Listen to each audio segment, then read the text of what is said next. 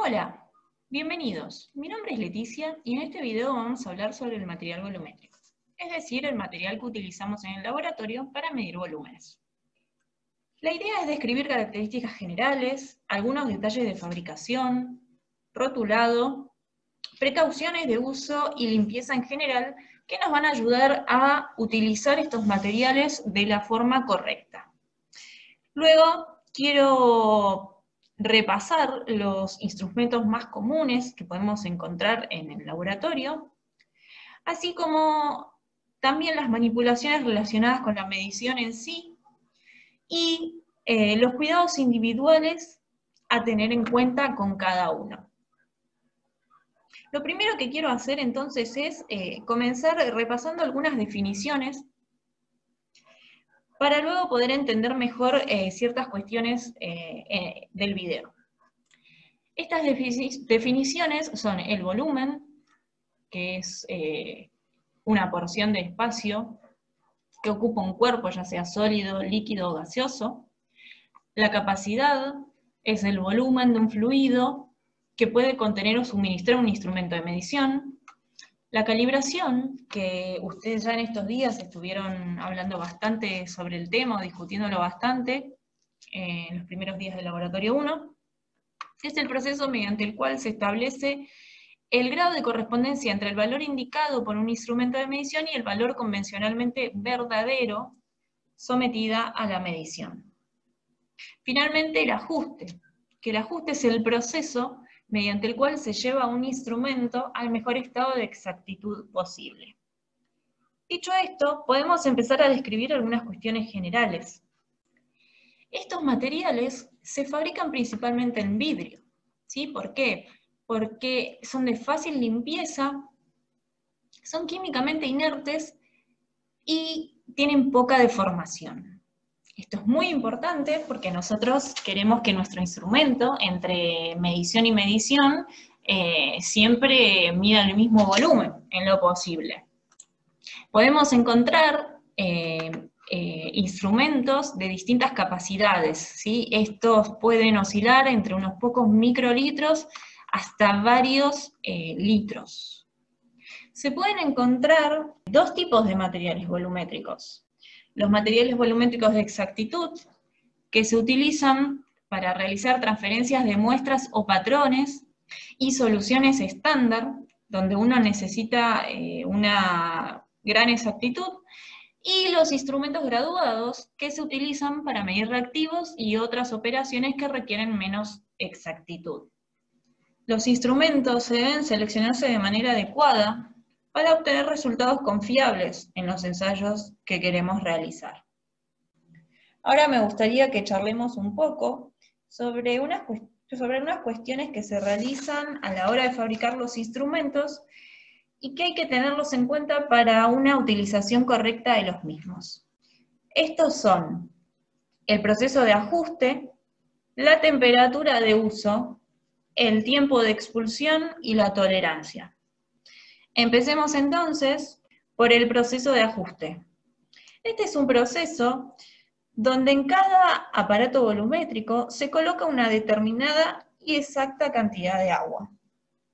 Y se aplica la marca de ajuste a la altura del punto más bajo del menisco.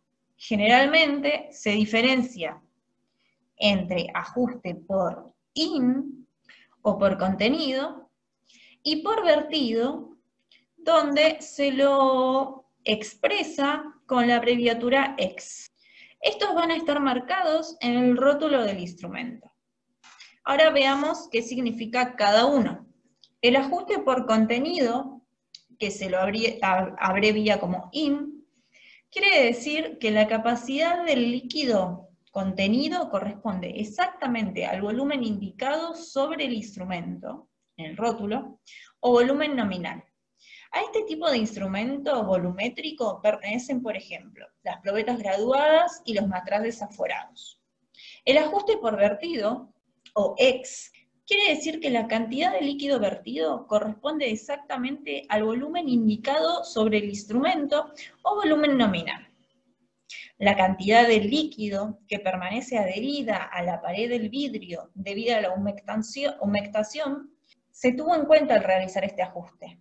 Son ejemplos de este tipo de instrumento volumétrico, por ejemplo, las pipetas graduadas, las pipetas aforadas y las buretas. Estos ajustes son realizados por el fabricante, que luego son indicados en los rótulos de los instrumentos. Entonces, el tipo de ajuste indicado en el rótulo del instrumento nos va a decir cómo utilizar el mismo. Para que el volumen medido represente el declarado por el fabricante, se considera siempre que se cumplen las condiciones del ajuste. El ajuste también puede estar indicado por las siglas TD en lugar de X, y en el otro caso se lo puede encontrar indicado por sus siglas en inglés como TC por to contain. Bien, ahora pasemos a la temperatura de referencia normalizada. Esta indicación es importante, pues corresponde a la temperatura a la cual el aparato volumétrico debe contener o verter el volumen nominal indicado. Esta temperatura, por lo general, es de 20 grados centígrados y tiene que venir indicada en el rótulo o en la etiqueta grabada en el instrumento. En la práctica, en general, estos instrumentos deben calibrarse cada determinado tiempo. Esto es para asegurar su exactitud, ya que, claro, con el tiempo y el manipuleo del volumen, del material volumétrico, el volumen va cambiando. Para esto se debe tener en cuenta que si la calibración se realiza a una temperatura diferente a la temperatura de referencia normalizada, los valores medidos deberán corregirse correspondientemente, pues tanto el vidrio como el líquido se dilatan cuando se calientan, por lo que cambian su volumen. En esta diapositiva les muestro un ejemplo de cómo calcular el volumen que se está midiendo cuando la medición se realiza con el mismo instrumento, pero a distinta temperatura de la temperatura de referencia. Este cálculo solo se realiza cuando se calibra, y no cuando se mide, sino que se usa ese volumen de calibración directamente. Entonces, dijimos que se utiliza el volumen calibrado a la temperatura de referencia, directamente, ¿sí? Esto es, ustedes me dirán, pero ¿cómo puede ser si no es el volumen que estoy midiendo? Esto es debido a que, en general, uno realiza estas mediciones en el laboratorio a temperaturas que rondan los 20 grados centígrados, con lo cual el volumen real no difiere significativamente del volumen de calibración a la temperatura de referencia, ¿sí? Entonces directamente se utiliza el volumen de calibración a 20 grados centígrados. Pasemos entonces a ver qué es el tiempo de expulsión, que es otro de los parámetros que vienen especificados en la etiqueta del instrumento, y es importante para obtener un volumen exacto. El material volumétrico con ajuste para verter se puede indicar el tiempo de vaciado sobre la superficie del material. Este tiempo de expulsión es un tiempo que dice cuánto tiempo uno tiene que dejar, por ejemplo, si es una pipeta, en posición vertical, una vez que se vacía el instrumento, para que finalmente se considere que el vaciado está completo. Si tenemos en la etiqueta como les muestro acá en el dibujito, dice X más 15 segundos, significa que después del vaciado completo se debe esperar 15 segundos para que el líquido remanente salga.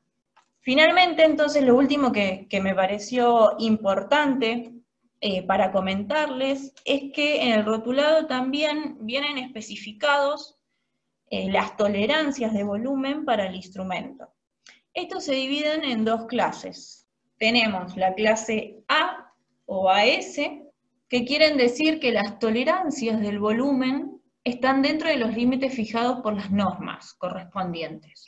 La clase B, que quiere decir que las tolerancias del volumen están dentro del doble de los límites de error para la clase A a S. Estas tolerancias vienen especificadas en el material, y también se tienen estas tablas, ¿sí?, donde ya vienen especificadas la tolerancia para cada material. Estas tablitas se obtienen de las normas que tienen que cumplir estos materiales volumétricos. Estas tablitas ustedes lo tienen disponible en las tablas de química analítica. Lo van a necesitar para después en el bloque 2 realizar los cálculos de error de sus determinaciones. Bien, ahora les quiero contar o repasar, porque en general ya lo saben. Bueno, acá les había puesto un ejemplo de cómo es el rotulado, cómo son los rótulos de estos instrumentos. Entonces, con esta información que nos brinda el fabricante, tenemos que cumplir para que nosotros efectivamente cuando hacemos la medición de volumen, se obtenga el volumen de calibración. Bien, ahora ya sabemos las cuestiones generales, más que tienen que ver con la fabricación y cómo usarlo desde ese punto.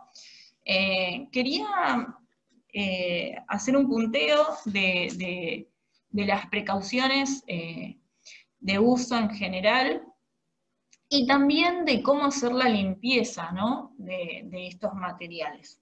Lo primero que debemos respetar las condiciones, que es lo que estuvimos hablando recién, ¿no?, que debemos respetar las condiciones que rigieron su calibración. Se deben evitar errores de paralaje en la lectura, eso lo vamos a ir viendo mejor a medida que vayamos repasando los distintos instrumentos.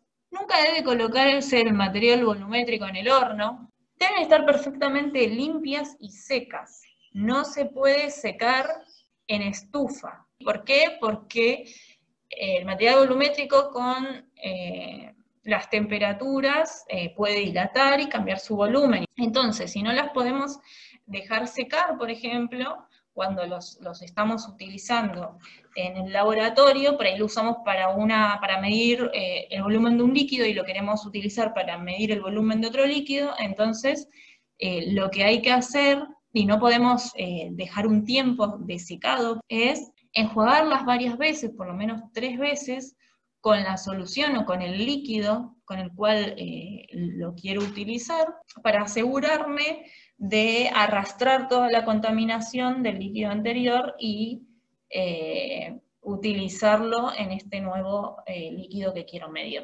Antes de usar el material volumétrico, el mismo debe calibrarse.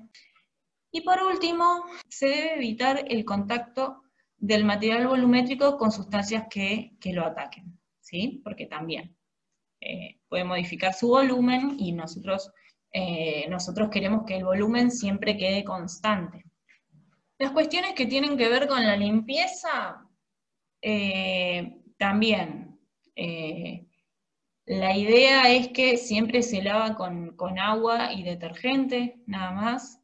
Y ocasionalmente se pueden llegar a utilizar ácidos, bases o disolventes orgánicos para eliminar todos los residuos que son más difíciles, pero preferentemente se lava con agua y detergente, y si no salen, ahí recién uno utiliza sustancias un poquito más fuertes, ¿no?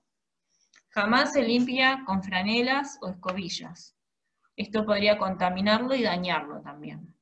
Finalmente, para después de eliminar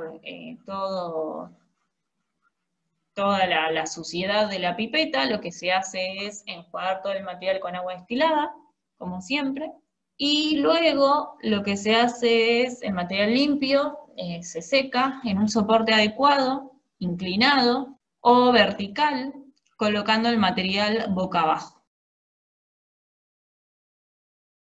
Empecemos entonces con el matrazo forado. Estos son instrumentos fabricados y ajustados para contener.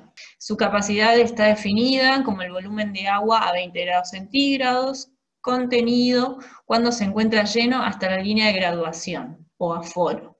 Modos de uso, ¿sí? Por ejemplo, para preparar una solución. ¿sí? Primero lo que se hace cuando se trabaja con un matraz volumétrico es agregar, bueno, obviamente tiene que estar limpio primero y seco en lo posible. Si no, lo que se hace también es enjuagarlo varias veces con el solvente de la solución, por ejemplo, que vamos a utilizar. Entonces, se agrega primero una pequeña cantidad de ese solvente, después se agrega el reactivo necesario, que puede ser un sólido o puede ser una solución concentrada, agregándole luego nuevamente una cantidad de solvente hasta 2/3 partes del matraz, ¿sí?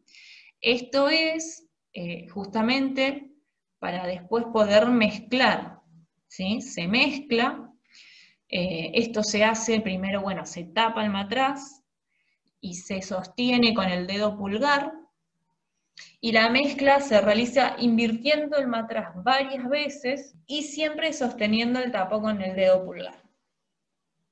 Finalmente, cuando se considera que esté mezclado, se agrega lo que falta de diluyente hasta que el menisco se alinee con el aforo. Luego de mezclar, entonces, bueno, se hace el enrase, finalmente se seca el cuello con papel absorbente, si es que pudo haberse mojado, y se tapa con el tapón correspondiente, sosteniéndole con el pulgar de nuevo, y entonces se vuelve a invertir el matraz unas 10 veces más o menos, para homogeneizar bien la solución resultante. En la figura de esta diapositiva, les recuerdo cómo se debe enrasar. Se debe colocar el aforo a la altura de los ojos y buscar que la parte mínima del menisco, ¿sí?, la parte inferior, concuerde lo más posible con el aforo. Bien, terminamos con los matraces, vamos a hablar un poquito de las buretas. Este es un tubo de vidrio con graduación que permite medir el volumen del líquido vertido mediante una válvula de descarga que permite controlar el flujo del mismo. Esta bureta se usa frecuentemente para realizar titulaciones en un laboratorio de análisis químico. Esta bureta primero se la debe llenar, ¿sí? Se coloca en posición vertical con ayuda de un soporte y pinzas, se llena con una solución hasta el nivel situado a algunos milímetros por encima del aforo. El llenado debe realizarse con un embudo especial para buretas, se enrasa, siguiendo el método que describimos antes. Lo que se hace para remover el exceso, o sea, cualquier gota que quede adherida en la punta de la bureta, o sea, esto se hace en realidad antes de enrasar.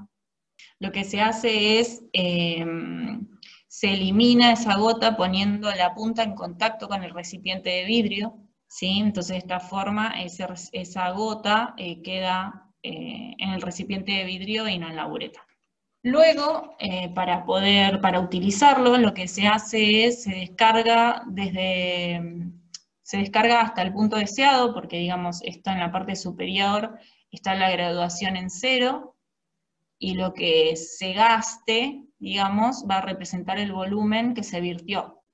En las recomendaciones de uso, acá lo que por ahí me importa bastante remarcar es más bien que hay que verificar la ausencia de burbujas de aire que se forma en frecuencia abajo de la llave. Es importante eliminarlo antes de enrasar y antes de utilizar la bureta, porque esta burbuja aquí está ocupando un espacio, ¿sí?, que después ese tamaño de esa burbuja puede modificarse, o incluso puede eliminarse durante el uso de la bureta. Entonces este volumen que está ocupando esta burbuja después va a estar ocupada por el líquido, ¿sí?, introduciendo un error de una cantidad de líquido que nosotros pensábamos que teníamos, pero en realidad era una burbuja de aire. Para eliminar esta burbuja, lo que se puede hacer es abrir completamente la llave durante 1 o 2 segundos en un recipiente auxiliar, y si persiste, o sea, puede llegar a salir, y si persiste, uno lo que puede hacer es, agitando la bureta hacia abajo, con golpes así secos, digamos, con cuidado mientras se vacía también el líquido.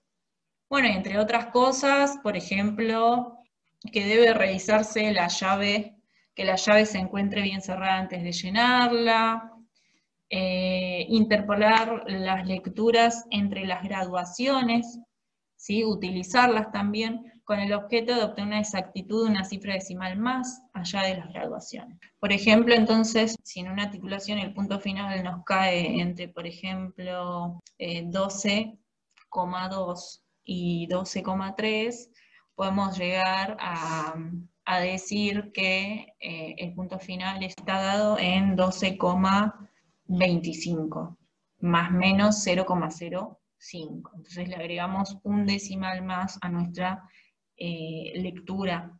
Muy bien, pasemos a las pipetas volumétricas o aforadas. Estos son tubos de vidrio, como ya lo han visto, con uno o dos aforos que sirven para trasladar un volumen determinado de líquido de un envase a otro.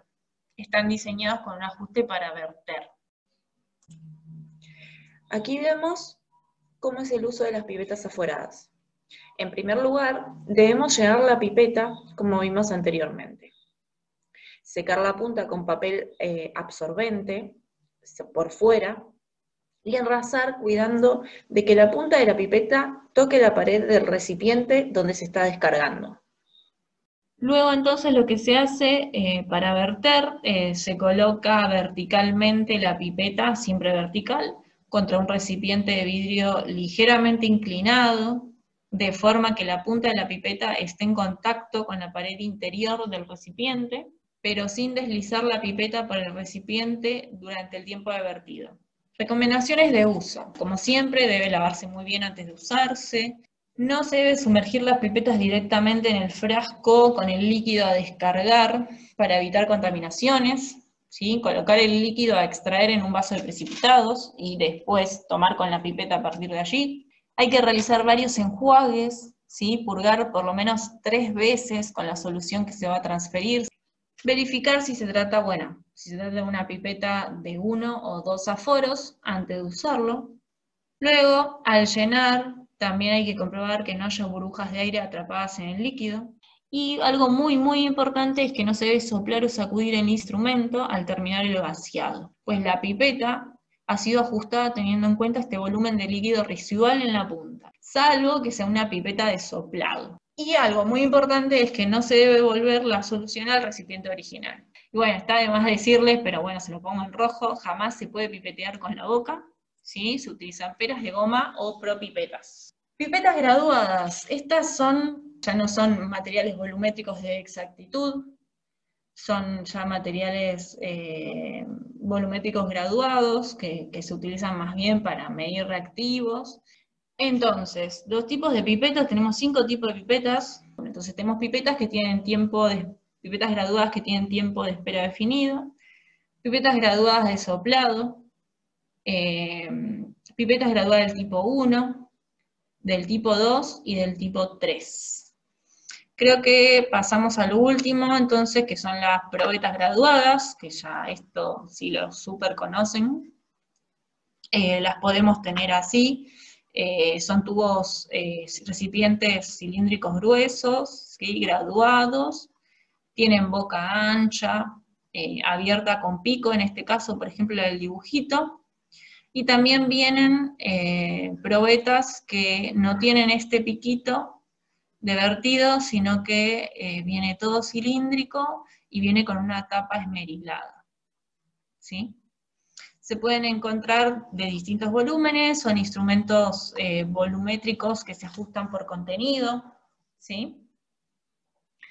Y se indican el volumen que contiene, ¿sí? El total que puede contener, y bueno, también tiene la graduación. Estas probetas tienen poca exactitud, por lo que solo son útiles para hacer medidas aproximadas. Y bueno, creo que es todo. Cualquier cosa nos pueden consultar, tanto vía presencial como por mail. Estamos a disposición de ustedes cuando lo necesiten. Muchas gracias por escucharme y hasta luego.